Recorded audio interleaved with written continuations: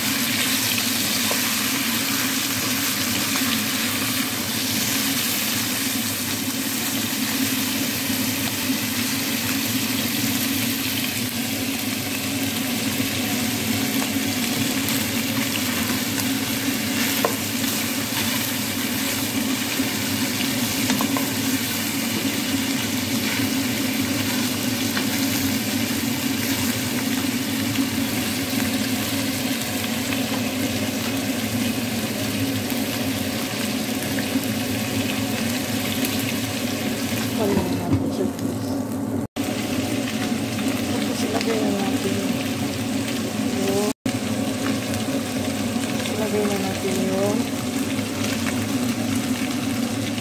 maraming sibuyas. Magas ako guys. Walang kasi nagahawak ng sila. Ayun. Pag-isipat guys.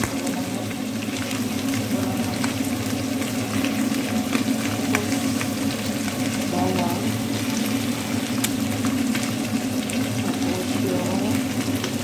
Bell pepper,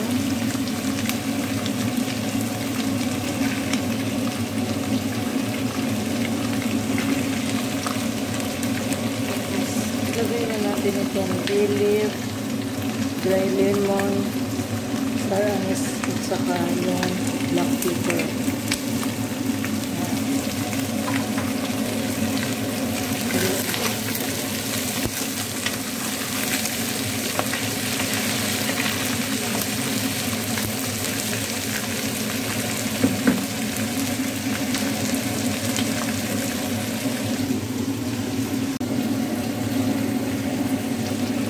Lagyan natin siya ng soy sauce. Ang gamit ko ito na soy sauce is, guys, ito man, hindi masyado maalat. Depende sa inyo guys, kung gaano karaming soy sauce. Lalagyan.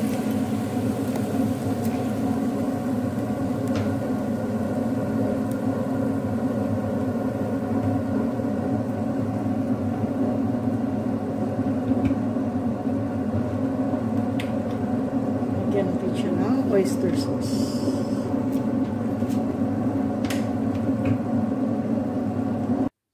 Ayan guys, luto na yung adobo ko guys with garlic. Napakasarap guys. Chicken adobo with oyster sauce.